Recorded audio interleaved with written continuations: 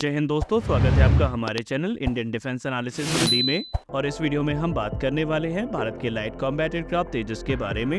हाल ही में तेजस ने एक ऐसे कीर्तिमान को स्थापित किया है जो हमारे लिए गर्व का विषय है। आइए जानते हैं पूरा मामला क्या है। दोस्तों, भारत में जब इंडिजिनस फाइटर एयरक्राफ्ट की बात होती है तो हमारे इस सफर की शुरुआत होती है हिंदुस्तान एरोनॉटिक्स लिमिटेड के द्वारा बनाए गए मारुत एयरक्राफ्ट से, जिसको हम HF-24 मारुत भी कहते हैं, जो कि भारत में विकसित किया गया पहला फाइटर बॉम्बर एयरक्राफ्ट था। 17 जून 1961 को मारुत की पहली उड़ान आयोजित करी गई थी और 1 अप्रैल 1967 यानी 1967 को जो पहला प्रोडक्शन मारुत है, इसे ऑफिशियली इंडियन एयरफोर्स को डिलीवर कर दिया जाता है। हालांकि मारुत को बनाया तो एज अ सुपरसोनिक फाइटर गया था, लेकिन मारुत ने कभी भी माक 1 की स्पीड को क्रॉस नहीं किया और उसके पीछे का कारण था इसमें इस्तेमाल होने वाला अंडर पावर इंजन।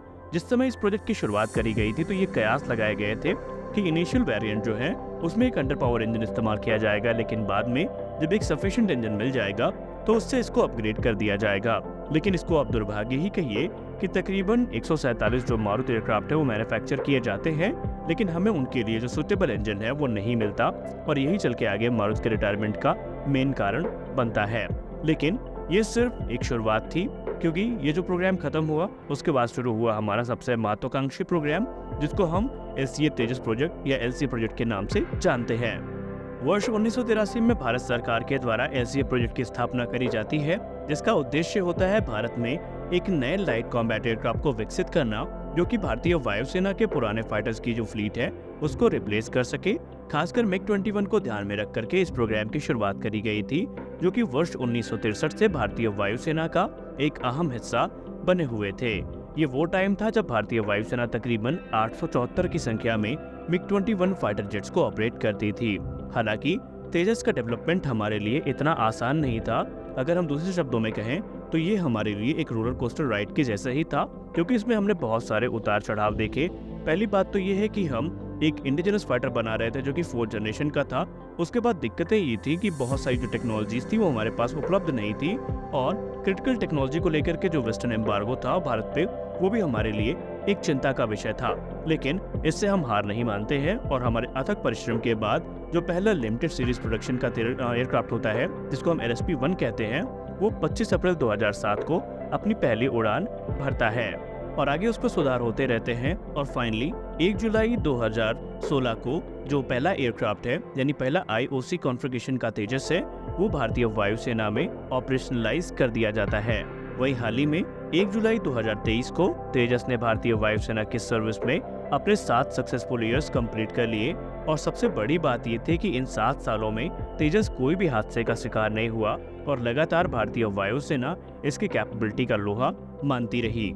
तेजस की कैपेबिलिटी पे अगर हम नजर डालें तो तेजस अपने कैटेगरी का सबसे छोटा और सबसे हल्का फाइटर एयरक्राफ्ट है, लेकिन ये एक सुपरसोनिक कॉम्बैट एयरक्राफ्ट है जिसे जो हमारे रक्षा विशेषज्ञ हैं वो अपने कैटेगरी का बेस्ट फाइटर एयरक्राफ्ट भी मानते हैं। ये एक मल्टी रोल प्लेटफॉर्म है जो कि अलग अलग मिशंस को एग्जीक्यूट कर सकता है। इसे इस प्रकार से बनाया गया है कि ये एयर डिफेंस, मैरीटाइम रिकॉनेसेंस और स्ट्राइक रोल्स को इजीली एग्जीक्यूट कर सकता है। तेजस की जो हैंडलिंग है और मनोवरबिलिटी है वो काफ़ी अच्छी है और इसकी कैपेबिलिटी को और भी ज़्यादा एनहांस करते हैं इसके multi board airborne radar, helmet mounted display, self protection sweet और लेजर डेजिग्नेशन पॉड और भी कई महत्वपूर्ण चीज़ें हैं जो तेजस की कैपेबिलिटी में उल्लेखनीय एनहांसमेंट करती हैं। आइए एक एक करके उनके बारे में हम जान भी लेते हैं। LCA तेजस प्रोग्राम एक टेक्नोलॉजी इंक्यूबेटर था और अपने डेवलपमेंट के बाद से लगातार ये इवॉल्व हो रहा है। 3 की टेक्नोलॉजीज जो कि ADA के द्वारा मास्टर करी गई हैं तेजस डेवलपमेंट में, वो है fly by wire control system, जिसको हम FBW फ्लाइट कंट्रोल सिस्टम भी कहते हैं, कार्बन फाइबर कंपोजिट स्ट्रक्चर और मॉडर्न ग्लास कॉकपिट। अगर हम लिमिटेड सीरीज प्रोडक्शन की बात करें तो इसे बेसिकली R-73 और पाइथन 5 जो कि क्लोज कॉम्बैट मिसाइल्स हैं, इनकी टेस्टिंग में भी इस्तेमाल किया गया है। वहीं इनके स्ट्राइक पैकेज में हमें IWER जो कि बियॉन्ड विजुअल रेंज की एयर टू एयर मिसाइल्स है वो देखने को मिलती हैं और ये अलग अलग प्रकार के जो गाइडेड और अनगाइडेड म्यूनिशंस हैं उनको रिलीज भी करने में सक्षम है।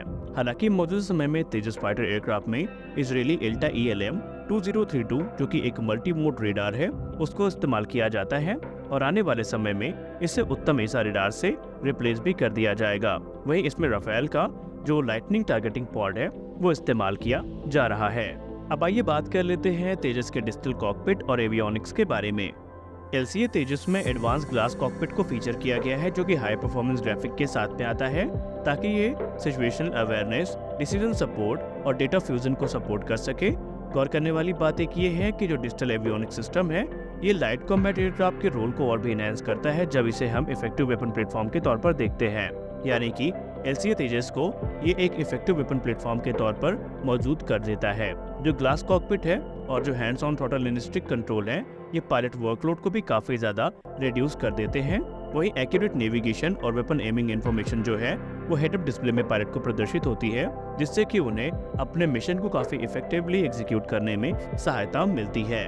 वहीं अगर हम मल्टी फंक्शन डिस्प्लेस की बात करें तो यहाँ पर engine, hydraulics, electrical, flight control और इन्वायरमेंटल कंट्रोल सिस्टम से जुड़ी जितनी भी इंफॉर्मेशन है वो पायलट को मिल जाती है, जिससे कि उनका काम काफ़ी आसान हो जाता है। या हम यूँ कह लें, जो बेसिक और टेक्निकल इन्फॉर्मेशन है वो सारी उनको वहाँ पर मिल जाती है। इसमें जो डुअल रिडंडेंट डिस्प्ले प्रोसेसर है वो काफ़ी इंपॉर्टेंट रोल अदा करता है, क्योंकि ये जो कंप्यूटर जनरेटेड इमेजरी है उनको डिस्प्ले में प्रदर्शित करने में एक अहम भूमिका निभाता है। तेजस के अगर हम ह्यूमन मशीन इंटरफेस की बात करें तो वो काफ़ी एक्सेलेंट है और सारी चीज़ें वहीं पर प्लेस की गई हैं जहां पर पायलट उनको एक्सपेक्ट करता है, यानी कि कुछ ही समय में पायलट हैं वो पूरे कॉकपिट से फैमिलियर हो जाते हैं। अगर हम इसके fly by wire flight control system की बात करें तो जो कंट्रोल लॉ इंप्लीमेंट किए गए हैं ये फाइटर जेट को अलाउ करते हैं कि ये इनपुट के हिसाब से रिस्पॉन्स करे, यानी पायलट को किसी प्रकार की दिक्कत ना हो और इसे रिस्पॉन्स करने के लिए कोई सर्टेन स्पीड की भी ज़रूरत नहीं होती है। किसी भी स्पीड में पायलट के रिक्वायरमेंट के हिसाब से पायलट जो भी इनपुट देता है ये जो एयरक्राफ्ट है उसके हिसाब से एक्ट भी करता है। अगर हम तेजस के सेफ्टी फैक्टर की बात करें तो इस बात का अंदाज़ा आप इसी से लगा सकते हैं कि पिछले 7 वर्षों में अभी तक तेजस का कोई भी क्रैश नहीं हुआ है, जो कि इसकी काबिलियत का प्रत्यक्ष प्रमाण है। तेजस के fly by wire flight control system में एक एडवांस फीचर भी है जिसे हम कहते हैं ऑटो स्पीड रिकवरी, जो कि ये इनेबल करती है कि लो स्पीड या हाई एंगल ऑफ अटैक पे जो एयरक्राफ्ट ही अनकंट्रोल ना हो और उसको पूरा कंट्रोल बना के रखना पड़ता है। यानी कि मान लीजिए कोई दिक्कत अगर होती है और एयरक्राफ्ट अनकंट्रोल होता है तो ऑटोमेटिकली जो सिस्टम है वो एयरक्राफ्ट को एक सर्टेन एयर स्पीड और सर्टेन एल्टीट्यूड पर लाता है और एयरक्राफ्ट को स्टेबल रखता है। यानी कि हम ये कह सकते हैं कि जो रिकवरी है वो काफ़ी फास्ट यहाँ पर होती है। तेजस के अगर हम वेपन की बात करें तो ये सबको पता ही है कि ये एक वेपन डिलीवरी प्लेटफॉर्म है और इसमें वेस्टर्न, रशियन और इंडिजिनस जो वेपन है उनका इंटीग्रेशन हो सकता है और इसका श्रेय जाता है इसके ओपन आर्किटेक्चर को, जहां पर ये अलग अलग प्रकार के एयर टू एयर और एयर टू ग्राउंड वेपन्स को कैरी कर सकता है।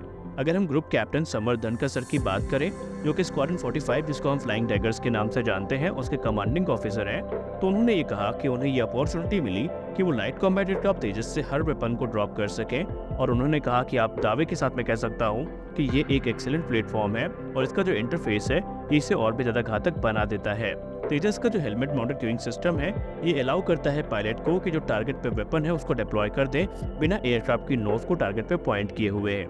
और ये सारे जो फीचर्स हैं ये तेजस को एक घातक प्लेटफॉर्म में बदलते हैं। तेजस में R-73E मिसाइल्स, IWER, पैथॉन 5 का इस्तेमाल किया जाता है, लेकिन आने वाले समय में हम देखेंगे कि इसमें अस्त्र फैमिली की सारी मिसाइल, रुद्रम फैमिली की सारी मिसाइल और दूसरे जो हमारे एडवांस वेपन हैं वो इंटीग्रेट किए जाएंगे, जो निसंदेह इसे अपने कैटेगरी के सबसे घातक फाइटर एयरक्राफ्ट में बदलने के लिए काफ़ी होंगे। अब तेजस प्रोग्राम हमारे लिए इंपॉर्टेंट इसलिए भी है कि तेजस मार्क 1A का जो एडवांस वेरिएंट है ये फरवरी से भारतीय वायुसेना को ज्वाइन करेगा, लेकिन इसके लिए जो टेक्नोलॉजीज विकसित करी गई हैं उनका इस्तेमाल सिर्फ तेजस में ही नहीं किया जाएगा, बल्कि इसका जो बड़ा भाई है तेजस मार्क 2 उस पर भी किया जाएगा। और AMCA प्रोग्राम के लिए भी जो टेक्नोलॉजी विकसित की जा रही है उनकी आधारशिला भी तेजस प्रोग्राम में रखी गई थी। तो आज के इस वीडियो में बस इतना ही, मिलते हैं अगले वीडियो में कुछ और अपडेट्स के साथ, तब तक के लिए जय हिंद।